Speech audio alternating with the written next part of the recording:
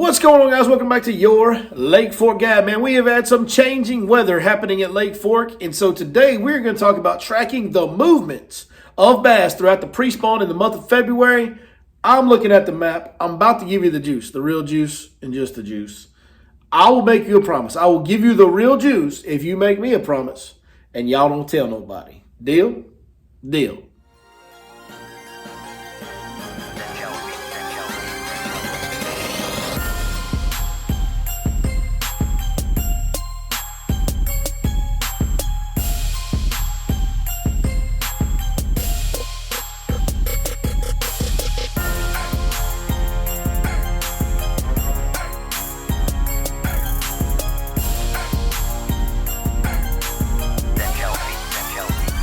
So how do we go about tracking the movements when the weather is changing? It's repositioning these fish on a weekly and sometimes even a daily and in the middle of a day type of situation where these fish are just moving a lot. How do you know where they're going to be? How can you predict where they're going to be, where you're going to get your bites so you can slow down and fish with confidence for some of these somewhat lethargic bass at times during the pre-spawn? Man, that is a loaded question. It is a complicated one. We're going to talk about all of it. I think the first thing that we need to discuss is what is the most important thing. The most important thing is the trend, not the number. What do I mean when I say that? The raw temperature number doesn't really mean anything. If it was 45 degrees on Thursday, which it was, and by Monday it's 55 degrees, those fish will behave completely differently in 55-degree water if it was 65 degrees on Thursday and 55 on Monday. That is a completely different positioning fish. They're going to move differently. They're going to bite differently. The type of bait you're going to catch, everything will be opposite. Both 55-degree fish, by the way. The number is not nearly as important as the trend, guys. That's the first thing to get through your heads and understand. It's where the trend is. That's going to dictate where the fish are because that dictates what is happening in the dirt, shallow water is the trend. So if it's trending warm, the shallowest water is the warmest. Therefore, fish will get very, very shallow. When they get very shallow, they get easier to target. They also get mixed up with bait fish up there and kind of fires them up and gets them aggressive because they all get condensed in the same water. And you know bass, they just can't help but eat when it's there and presenting itself to be taken advantage of. They can't help it. It's a lot like me at the buffet. Like, if you're going to put chicken fried steak and gravy out there, like, it's going to get got. Like, I'm not going to say no. That's just the way it is, right? So, or a smorgasbord of other things. Listen, this is not a body built by skipping meals. Y'all know what I'm saying? Enough of that. Enough about that. Let's move on. So, lost track. It's okay. When they're up there with all that bait, they get more active. Now, when it is a cooling trend, that shallowest water is going to be the coldest. And they're actually going to be able to get more comfortable during the pre-spawn by pulling out to something slightly deeper. Now, there's some counterintuitiveness here. They will pull out. They won't pull out of the creek, okay? Like, they're not going from the back to the main lake.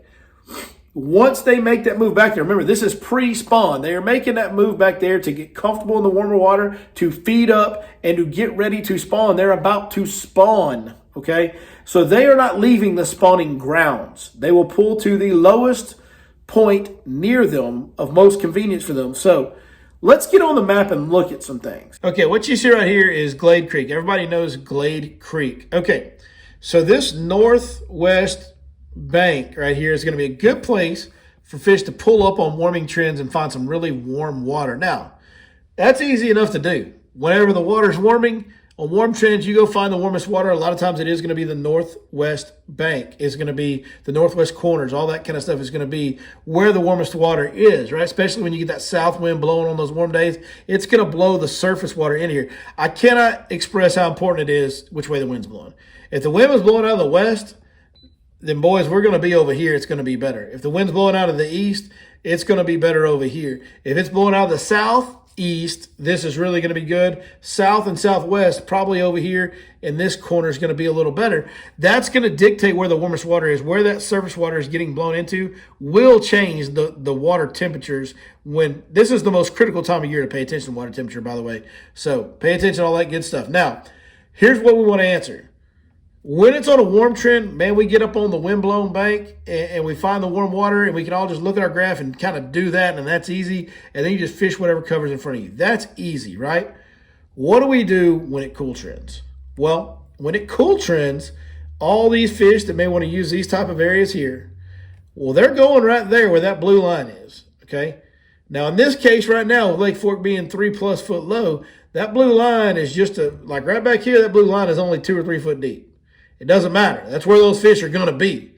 They're going to congregate in there. They're going to get a little tight-lipped, a little shut-mouthed, and be hard to catch, but that's where they're going to be. So you can get into those low spots, those depressions. Even though this is a creek channel, it's pretty silted in right through here. So it's just a little depression, but you can still get into those areas, right?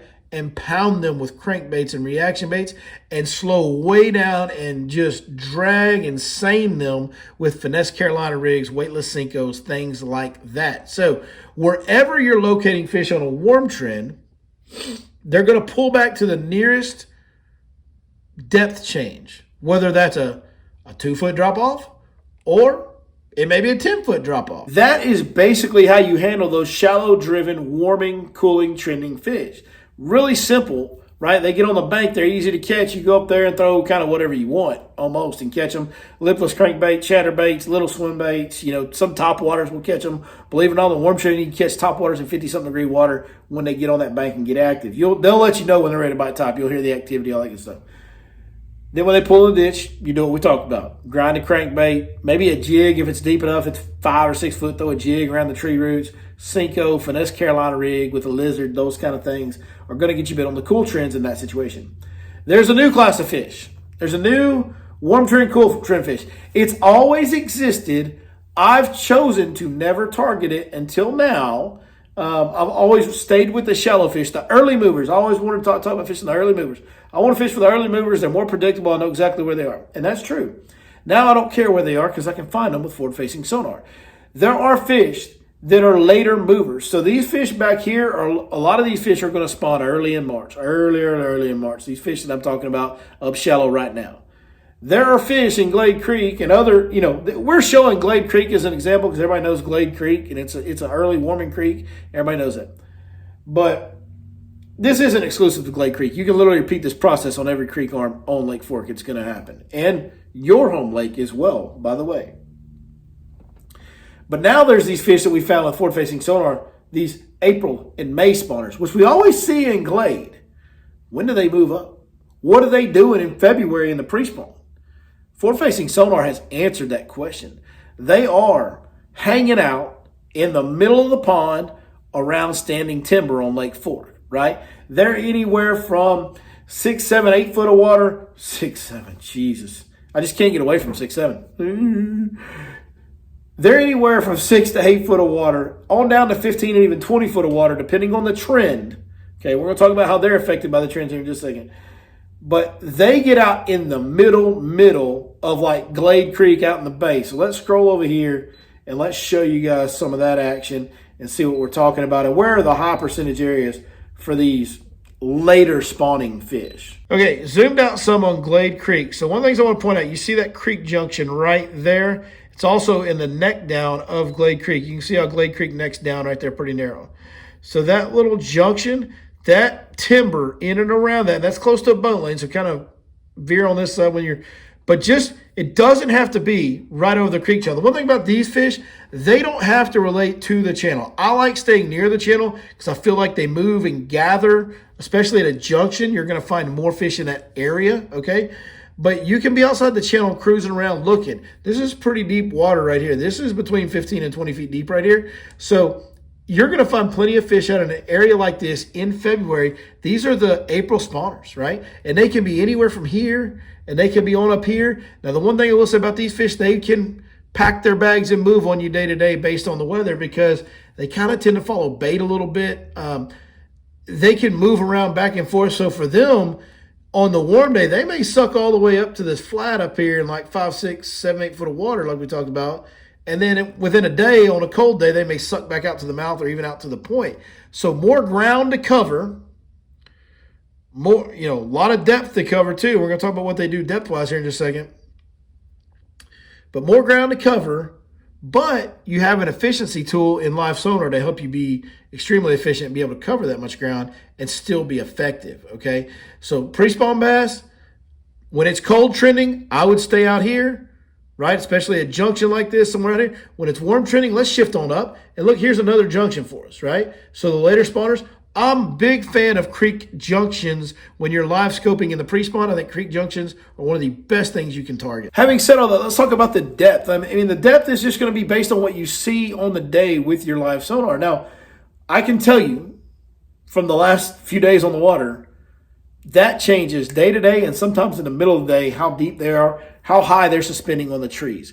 And generally speaking, the higher they suspend, the easier they are to catch. Okay, generally speaking. Not always, but generally speaking.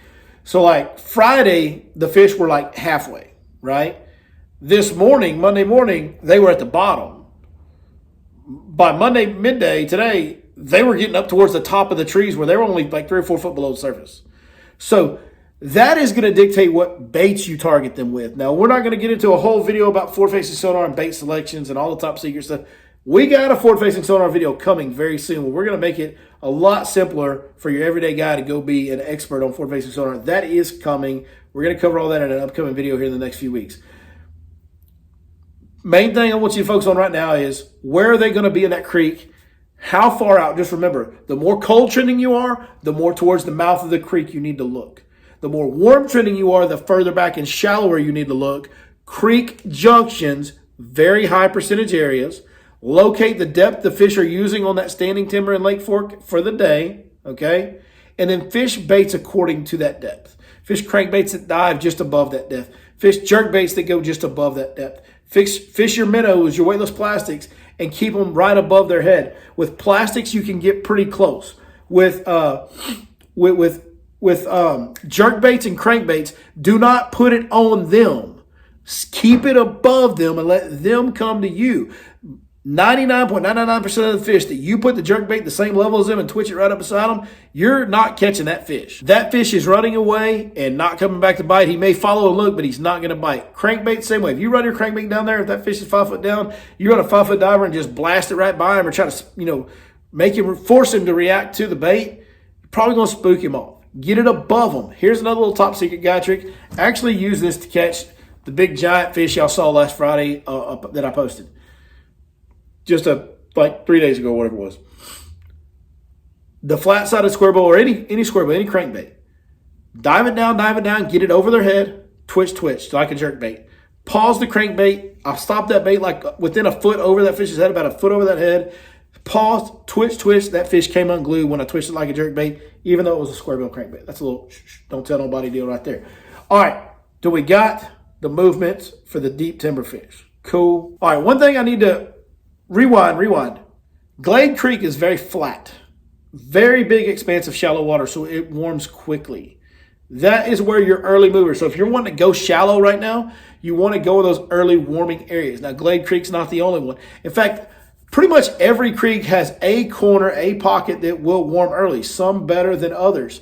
Some have more than others, so you get a bigger source of fish that show up early in those creeks. But man, there is a plethora of creeks. Don't get stuck. Look, don't try to be no hole buzzer and just hole buzzer Glade Creek, because I've used Glade Creek as an example. But it is a fine example of what a warming trend area should look like, and it warms very effectively in there because of that. All right. So early warming areas, really, really expansive, shallow, flat areas. Now, slower warming areas. Let's say Cheney Creek, not Caney, but Cheney is going to be one of your slower warming areas, because of the depth it has at the mouth of it. Very deep water, like over 30 feet, like 40 foot of water at the mouth of Cheney, maybe even deeper than that, right? Now, if you go far enough back, there's going to be some stuff that warms early in that very back corner of Cheney. It will, like I said, every creek has some early warming stuff. But a lot of the source of fish in Cheney Creek that hang out at the mouth, hang out on that big long point at the big, huge community hole point and roadbed right there at the mouth of Cheney. And those fish that just hang out off the sides of the ledges and stuff throughout the winter and kind of live their life there. They are going to be slower to move to bed. They're going to be slower to spawn because it takes longer for that volume of water to change temperatures. So everything that we just said applies later in the year to an area like Cheney. And I wish there was a way for me to tell you, okay, this area is going to do it on this date, this area is going to do it on that day. I can't tell you that, number one, because of the weather affects it. But number two, man, like sometimes the wind blows the right way and blows that warm surface water into a certain area and then it kicks off. What I will tell you is this. The Fish Life app Lake Fork package has recently been updated with 10 scoping areas and 10 early warming shallow areas. So the best thing you can do to learn like where is warm right now is go subscribe to the Fish Life app Lake Fork package. $20 a month. Spots get updated every month. I know we fell behind and lackluster over the winter. It was a long winter. December, I didn't fish much at all. I got behind on things, but we are up to date now and will continue to be up to date going forward. Check out the Fish Life app Lake Fork package. Then there's the Fish Life app YLFG Pro Tips package. I deleted everything on the YLFG Pro Tips package, started over from scratch here a couple weeks ago, and we're just adding spots one by one. When I find the juice, and I mean the juice, it goes on the Pro Tips package. These are the spots I'm running my guide trips on, guys. That really is what's on there on the Pro Tips package. Yes, it's more expensive, but man, it is like, and it gets updated all the time. I'm about to go in there and add 2 new spots where I found a lot of fish today on that package. Right as I'm airing this video, those spots will be getting put onto that package. So that's the best way to find the warming areas other than TOM, baby. TOW, TOM. What's TOM? I don't know. Time on the water. Time on the water is the only real way to really know when all this is going down precisely. Okay, in summary, I think we already kind of summarized this once, but we'll do it again. Cold trend, closer to the mouth of the creek. Warm trend, move it back. Early movers are going to get right on the bank. Early movers are going to get right on the bank in the warmest corners. Find the warmest water. That's where the early movers are going to be. Late movers are going to stay out in the middle on the timber, but they will move shallower, and creek junctions are absolute money for the late movers when you want to go scope them. Number two, they do not leave the spawning grounds no matter how cold it gets. No matter how cold it gets now, they have made a move. Those shallow movers are not leaving that area. They're pulling back to the nearest depth change to get a little more comfortable, and they're going to wait until the weather flips the way they like it to get back on the bank. The late movers will move more, but guess what? They're not leaving Glade Creek, right? They're not even leaving Cheney. Those ones that are stuffed in the mouth of Cheney right now and halfway back in Cheney, they're not leaving when it gets cold. They will pull back into a depth they like for that day, but they will not leave. You should not. I'm not saying there's no fish on the main lake. There is not very many bass out in the middle of the main lake of Lake Fork right now. And there won't be until we get a couple weeks post-spawn on the first wave of good spawners. Once we've had a good wave of spawners, get a couple weeks past that, you'll start seeing some of those fish matriculate their way back out to the big water on the main lake. Right now, everything should be from the mouths of creek arms on back, depending on which fish you want to target, all that good stuff. All right, guys, hope this helps you track the movements of these Lake Fork bass throughout the February pre-spawn. It is a tricky thing to do. It can spin you out. Sometimes you can find them and not catch them, and that can spin you out. Just keep grinding. Some of the best days of the year always happen in February, always have. February has always been a legendary month for trophy bass and numbers as well on the right days at Lake Fork. So spend as much time on the water as you can in February. It can pay off in big, big, big ways, and I hope this video helps you guys. Go subscribe to that Fish Life app. Get you some real help, and we'll see you next time right here on your Lake Fork Guide.